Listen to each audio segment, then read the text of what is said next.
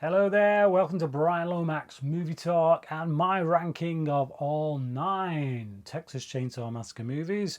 I have done a ranking previously to this one, so yeah, if you've seen that, you probably know what to expect. To be honest, I don't like pretty much most of these movies, but yeah, I've just reviewed the new one, and ranking videos are pretty much traditional once you've seen everything in a franchise. So yeah, here goes. This is going to be short and sweet, I can tell you. Worst to best, let's go. Number 9 is Texas Chainsaw Massacre 4, The Next Generation. Matthew McConaughey is absolutely bonkers in it, verging on entertaining. Unfortunately, everything else is just bonkers. Makes zero sense. There's a government conspiracy weirdness thing going on in there, and by the time you get to the end of it, you just think, what the And number 8 is Leatherface, Texas Chainsaw Massacre 3. This film is just bland. Now, as with The Next Generation, we get a really well-known actor, although he wasn't well-known at the time. In this case, it's Viggo Mortensen. He actually gives a pretty good performance, but unfortunately, everything else around him is just bland. It is probably the blandest movie in the franchise. That's really saying something. At number 7, we've got Leatherface. Again, yeah, they really need to do more with these titles, it's got to be said. Look, decent performances, really good kind of period detail. Unfortunately, it's just really badly written. Terrible character work. They take a character who's completely sane and normal, and they expect us to believe that through this journey he goes on, he turns into the idiotic, imbecilic, murderous Leatherface. And I ain't buying it, not for a second. Also, necrophilia. Number 6 is Texas Chainsaw Massacre 2, which has probably one of the single most annoying characters ever put to screen for me personally, in the shape of Chop Top. Every moment this guy spends on screen, I just want to punch my television set. Dennis Hopper's character is pretty interesting, but then he disappears for most of the film, only to come back at the end and do nothing. And number 5 is Texas Chainsaw Massacre, the remake. This is a film that is all style, no substance. It has absolutely nothing to say, and the main character has no arc whatsoever. It's pointless. Number 4 is the original Texas Chainsaw Massacre, directed by Tobe Hooper, who I think does a really great job of ramping up the tension and keeping it up there. It's a roller coaster ride. If that's what you want, that's great. I'm sure you'll love it.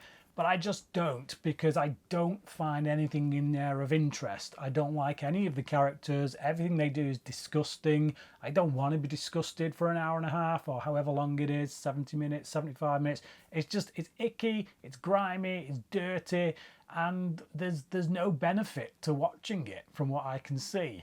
And it's really badly acted. Number 3 is the much maligned Texas Chainsaw. This is one that most people seem to rank towards the bottom. It has a really botched ending. The period detail is ridiculous because you've got people cracking out smartphones in the 90s. Makes no sense. But what you do have that many of the others don't, in fact most of the others don't, is a solid character arc for the main central character, and they find a way to actually make Leatherface somewhat sympathetic, which is quite an achievement given the kind of character he is. Number 2 is Texas Chainsaw The Beginning, which is the prequel to the remake. It has all the style of the remake, except it's got a lot more substance, because for one, it's actually got character arcs, character growth. It's got characters in there that start off the film one way, and by the time they get to the end, they are another way. They've grown, they've learned something, they've changed in some way. Even if they die, that doesn't matter. They've still changed, they've had an arc. There is genuine tension in there because I care about the characters, because I can see that they are growing, because that I can see that they are changing. So yeah, it's a much better film. It also answers certain questions in that were kind of raised by the first film, that made when I say first film, I mean the remake. There are questions in that were raised that kind of made you go, none of this makes sense. How would they get away with these things that they're doing in this town? And Here, that's explained. It puts those questions to rest. So, yeah, everyone says that the remake is this great, they hold it up as on high as this immense kind of one of the best remakes in horror. It's not. It's rubbish. It's pathetic. This film actually does a much better job of anything that the remake does. It's a good prequel. It's actually the first film in this franchise that I would call good, but I still don't want to ever watch it again. And at number 1, we get yet another film called Texas Chainsaw Massacre.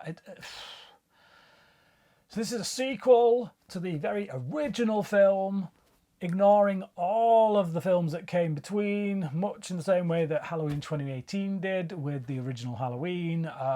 It copies a lot of stuff from that film, to its detriment, I would say, but the new characters in it are a lot better than the new characters that were in Halloween 2018.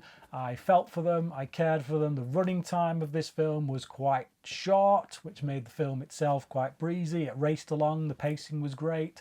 It wasn't so icky that I just wanted to vomit all the way through. I cared about the characters. They had solid arcs. Again, like I say, they start off one way, you realise something about them that affects their journey and forces them to make certain decisions that show us that they have grown as people and whatever. This isn't a franchise I like. In fact, I would go so far as to say I hate it, but this film, I can imagine myself watching again a few years down the line. It is the best of the franchise by far as I'm concerned, but it is still far, very, very far from being a perfect film. But yeah, there you go. The new Texas Chainsaw, it's on Netflix. Check it out. I enjoyed it, which is something I never thought I would say about this franchise. That is my ranking. What is yours? Leave it down below in the comments section. Let me know what you thought of mine. Thank you for watching this video, and until next time, cracking.